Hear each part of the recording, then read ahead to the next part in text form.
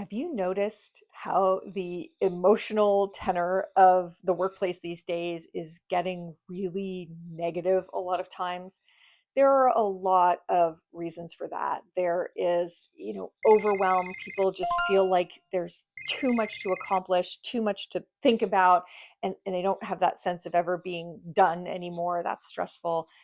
There's just lots of stress in our society. Politically, there's a lot of stress and a lot of friction. There's a lot of financial pressures these days. So there is a lot of negative emotion going on in the workplace. And the problem is that we know that emotions are highly contagious. When we are around people who are in a mood, whether that be a positive mood or a negative mood, we can pick up that mood state in what's called emotional contagion. And protecting yourself from the bad moods of people around you is super important. So, what can you do to protect yourself from the negative moods of people around you?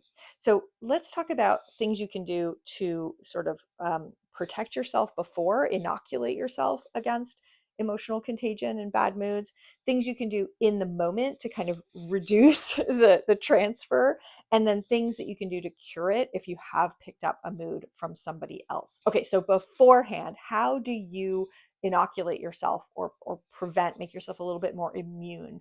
Number one is investing in your own resilience and your own energy. So when our energy is low because we haven't slept, because we haven't put proper food in our body, because we haven't processed our own issues, then our self regulation is very low.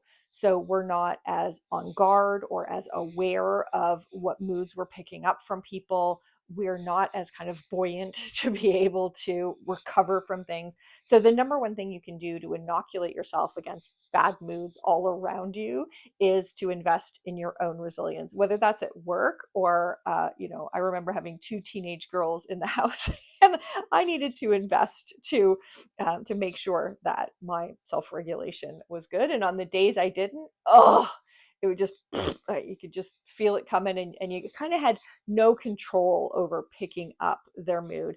Other days when you have invested in your resilience, you are feeling high energy, you can almost sort of sit beside the emotions, and you watch it happening, but it's just not the same infectious effect. Number two, so, the way that emotional contagion works, at least we believe, early days in the science, but we believe that someone that we are near feels an emotion which they then convey through their body language, their gestures, their tone. It's a very physical expression of emotion. Then we mirror through mirror neurons, through the way that we actually are as social creatures, their furrowed brow and pinched face.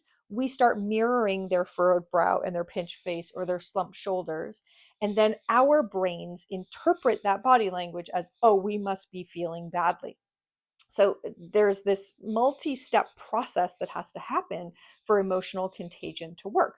So that's why the second inoculation tip is to work on mindfulness.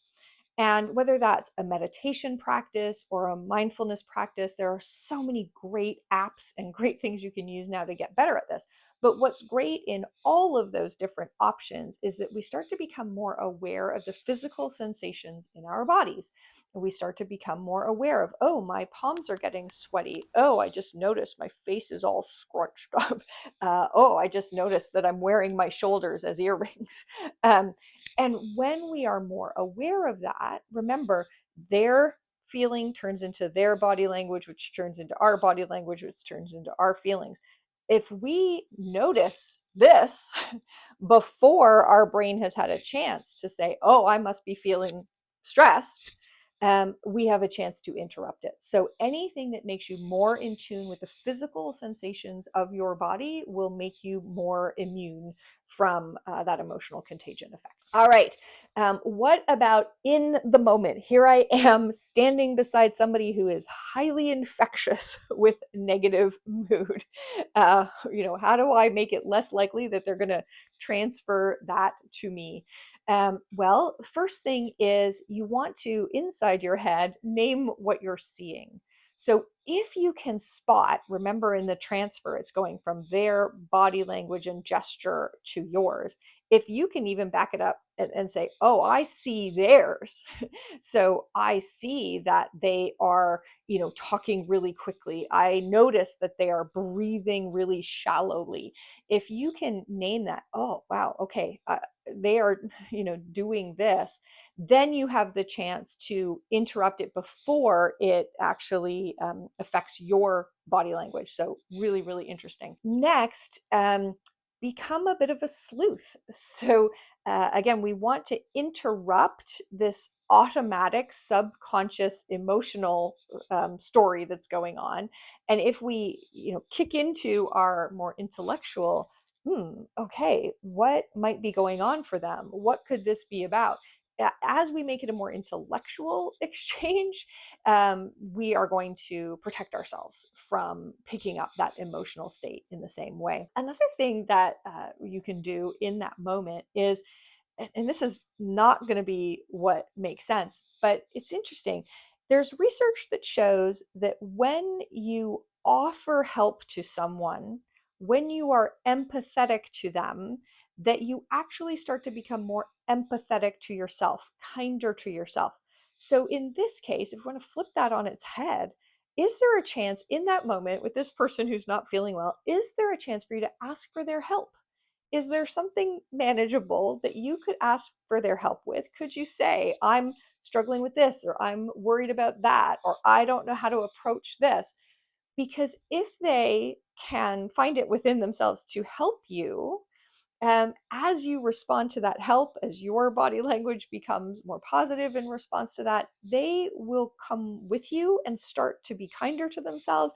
It may help their mood. So it's very counterintuitive. It's not the thing you're thinking when somebody's in a bad mood. You probably want to just like, get me out of here.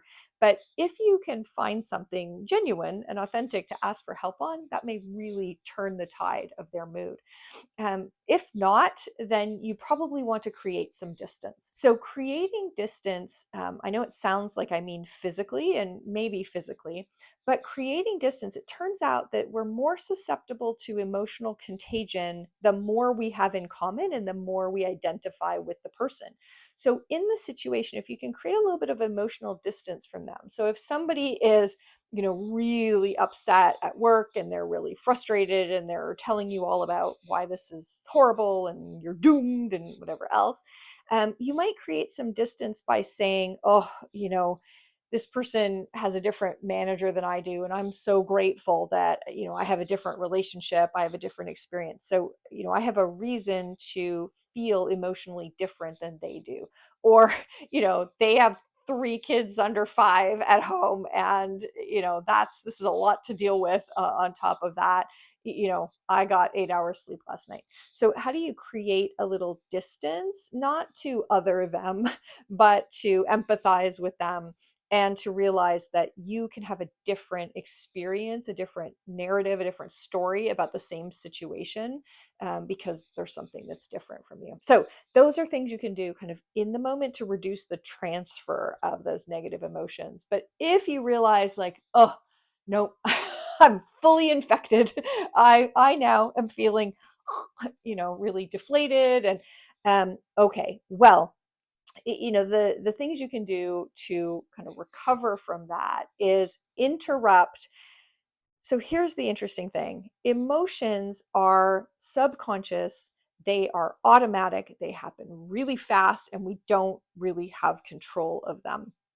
But what most of us think of as emotions is actually feelings. And feelings are processed emotion that we've processed through our past experience and our biases and the stories we tell ourselves.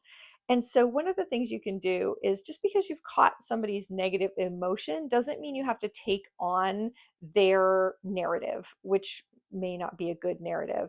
So, okay, so ask yourself, like, what's another explanation for how I'm feeling?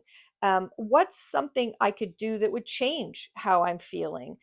Those sorts of things, where we realize that emotion and feelings are not the same thing, and that this emotion just is, but we make it bigger and badder scarier by adding a whole story to it, usually with a very unreliable narrator in our heads. And if we interrupt that, we can choose a different path of action. That's really helpful. Another thing, if you have, been infected and you you need to kind of restore your at least neutral or hopefully positive mood, is to go sync with someone or something else. So emotional contagion is, absolutely a positive emotion experience as well. So who can you find that you can go sync with? So who could you talk to? Who could you say, hey, just had a really rough conversation. Like, I need you to cheer me up. I need you to, can we, whatever, reminisce about something? Can you tell me about something I have to look forward to? Just, even in their body language, their gestures, their tones, if you kind of move with them to something more positive. Of course, if there's not a person, it may be a thing. Music is incredibly effective. I have a playlist of songs I can't be grumpy to. And I put on one of those and I'm like, okay, I'm good. So, you've synced with somebody who is in a negative mood. You can resync to, disconnect from that and resync with something else. The last thing is to really be deliberate about limiting your exposure. If somebody is in a rough state for a prolonged period of time, of course, we have to have empathy for people who have depression, mental health issues. Then it's really important to take care of yourself. You will not help them if you just go with them into that despair. So, what are the things you can do to limit your exposure, sync with other people more frequently, be deliberate about it, pay attention to syncing with them, or being with them when your resilience is high, and knowing that there are days or moments where your resilience is low and you really need to limit your exposure. So, it is just unfortunately something that happens to us as humans, that we catch the emotional state of people around us. We can make it less likely that we will pick up the emotional state of others, by investing in our resilience, becoming more mindful and aware of our body. We can limit the exposure by, in the moment, being more catching and being more aware and labeling what we're seeing in terms of body language, being more intellectual about it, creating some distance emotionally from it. And we can recover when we've been through it. But just knowing and being aware that you can catch emotions just like you can catch a virus, means that you need to practice good emotional hygiene just like you would everything else. So here's some more about dealing with messy emotions in the workplace.